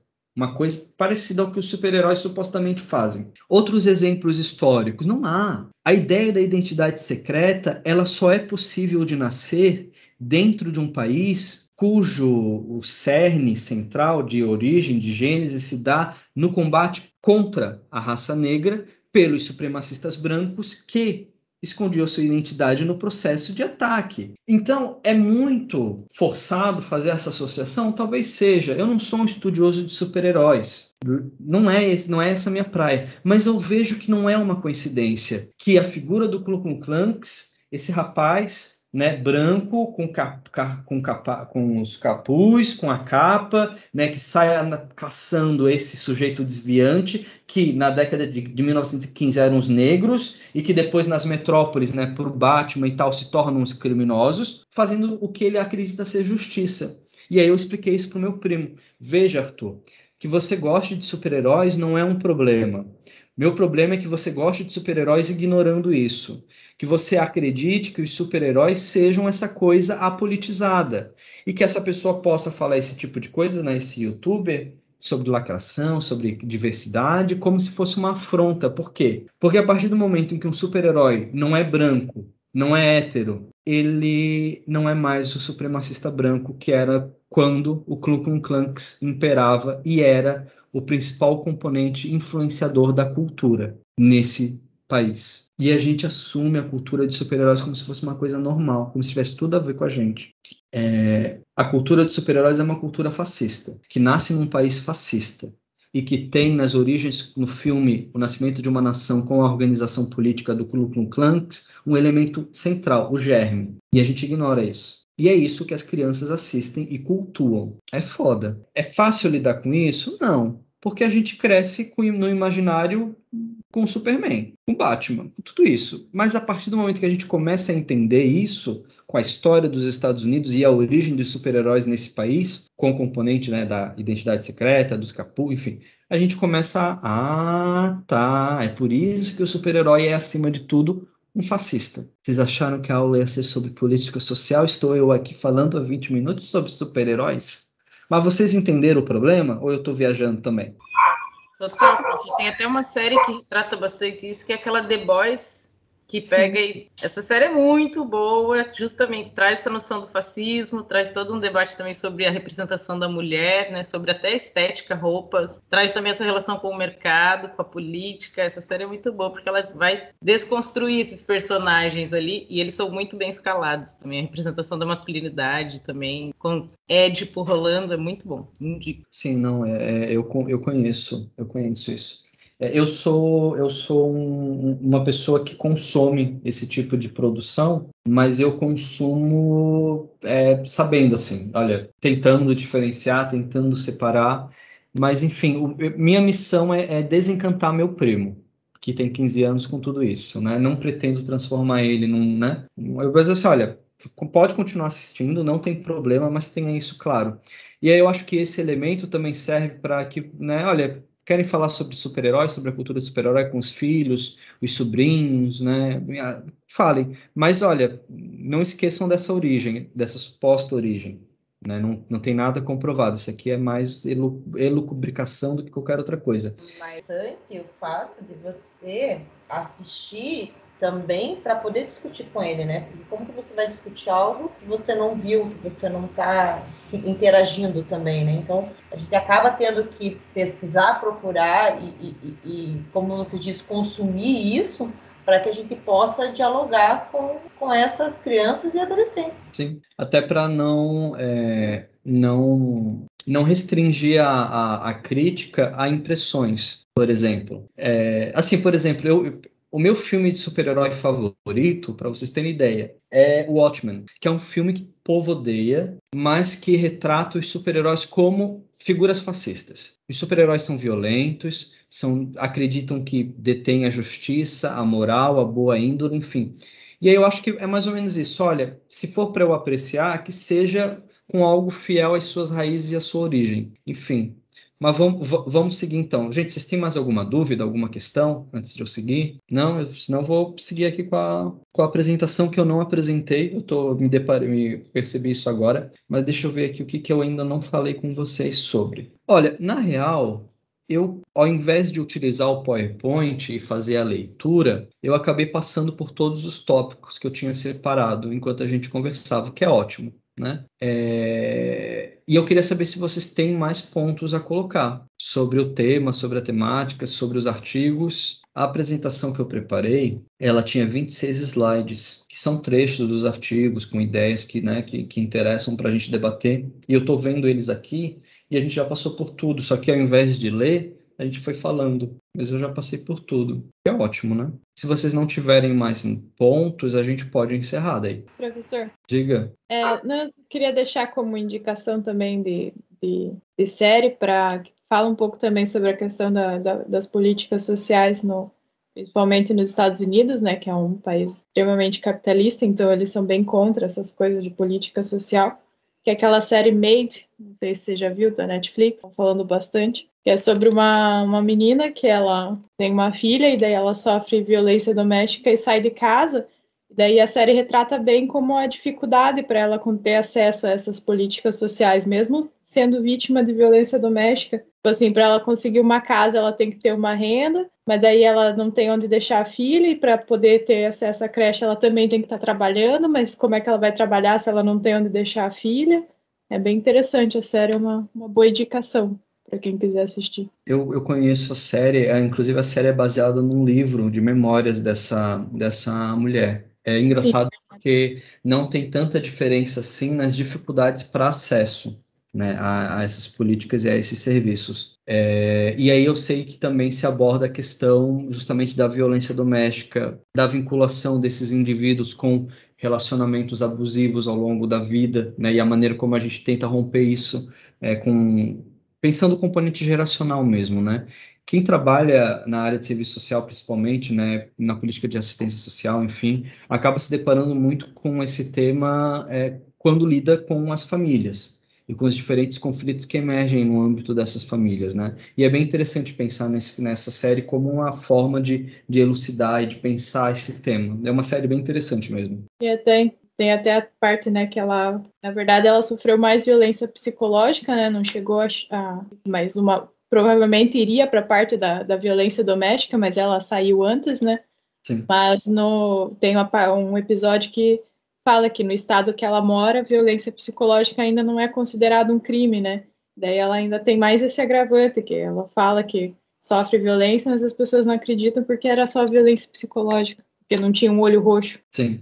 Sim. Na verdade, é a desqualificação da experiência do outro, né? Então, se você não tem um hematoma, se você não tem o que relatar no que se refere fisicamente, não encaixa. Por isso que a Lei Maria da Penha é um avanço, né? Porque ela vai categorizar a violência doméstica, dentre outras, a violência psicológica, dentre outras, como categorizações e formas de violência contra a mulher. E mostra também a questão que ela começa a trabalhar de faxineira, só que ela tem que usar o próprio carro, tem que usar o próprio aspirador lá, que ela pega emprestado, né? Aborda bastante questões do que foi discutido hoje. Sim. sim, concordo. É uma boa Era série isso. mesmo. Contribuição. E quem tiver interesse em questões vinculadas a super-heróis, só um adendo, tem uma série chamada Watchmen, que continua o filme. E essa série ela vai partir exatamente desse conflito racial, para pensar a cultura de super-heróis. É uma série interessante também. Só para quem tiver interesse dentro desse tema, tá bom? Foi ser lançada pela HBO há uns 2 ou 3 anos atrás, eu acho. Pessoal, vamos lá, mais questões, senão a gente vai dar por encerrado a aula hoje. Professor, Quem tá falando? Fala. tem uma indicação também de filmes essa semana. Eu me interessei porque era sobre catadores de materiais recicláveis, mas o final era horrível, no sentido de que a precarização do trabalho, né, análoga à escravidão, tráfico humano, assim. É um filme brasileiro, Sete Prisioneiros, o nome. Rodrigo Santoro. É horrível. Assista. Mas o filme é horrível porque é mal feito ou a história é pesada? É pesada a história. Ah, tá. Não, bom, menos mal. Tipo, eu fiquei confuso. Tipo, é horrível, mas é horrível porque a história é pesada, né? Não, entendi. É uma realidade brasileira mesmo. Isso também tem Preciosa, né, que fala de violência doméstica e tudo mais. Questão da infecção por HIV, por ser sofrida por uma adolescente, né, tem esse filme também. Violência sexual. Inclusive, ela era, desde a infância, estuprada pelo pai. Ela teve 2 filhos do pai, inclusive. Não, é um Foi filme... morar no abrigo. Inclusive, tem uma assistente social no filme. Tem. Representada pela Mariah Carey. Achei ótimo. Uma história dura de se ver, né? Triste. E a Mas é real. E a Mariah Carey interpreta bem uma assistente social, que isso fica registrado em ata. Não estou aqui criticando a Mariah. Pessoal, mais pontos? Então tá, pessoal. Vamos então encerrar. Eu já passei pelos temas. Hoje é a última aula. Tá todo mundo, né? E foi bom, assim, ter essa conversa. Queria que a aula tivesse sido melhor preparada, mas não tive condições. E, enfim, eu vou socializar com vocês o PowerPoint, para que vocês possam ver o que eu tinha preparado. Se vocês olharem o PowerPoint, vocês vão ver que a gente passou por todos os pontos. E aí é melhor porque eu não fico lendo PowerPoint, gente. Detesto a aula com leitura de PowerPoint. Tá? O que vocês acham? Pode ser? Pode. Estava muito boa a aula, professor, mesmo não sendo preparada. Ficou muito legal, o debate ficou bom. A gente fica meio assim porque é a última aula, né? Vocês são muito generosos. É a última aula, mas olha, pelo menos a gente chegou até aqui. Que olha, é que esse semestre, pessoal, para vocês entenderem também, a gente teve 3 semestres na UFPR esse ano. É o 3º semestre, então pensa que todo o processo de ensinar, avaliar, encerrar semestre, a gente passou 3 vezes, está passando pela 3ª. Então os professores também estão bem. E a gente vai retomar o presencial em março do ano que vem e a gente já está correndo atrás do como que a gente vai fazer isso. Enfim, então, pessoal... No litoral retorna em março, mas o reitor falou que as aulas voltam dia 31 de janeiro, né? Presenciais. Em Curitiba, com o RU funcionando, ainda bem, né? Aqui a gente tem o problema da temporada, que também sobrecarrega vocês. Eu sou de uma turma de 2012 que já entrou com greve à época. Então, eu tive todo o meu curso mais ou menos assim. Então, não tive férias normais como todo mundo. A gente tinha férias diferentes porque estava atrasado, né? Sim. E acredito que vai ser assim por um bom tempo, até vocês conseguirem recuperar calendário. O nosso calendário a gente recupera em 2022, dando 3 semestres, de novo. Assim, não tem outro jeito. A gente vai dar 3 semestres, só que 3 semestres em 3 meses e meio cada um. Então, você pensa... É complicado porque, para a gente que é professor, sabe que não vai conseguir vencer conteúdo, vai ficar, quer não, vai ser um trabalho precarizado, né? Vamos entrar na temática, tanto para o aluno como para o professor, porque o professor vai ter que fazer um esforço hercúleo para tentar fazer o seu melhor, e quando não consegue, ele se pune. E não tem como.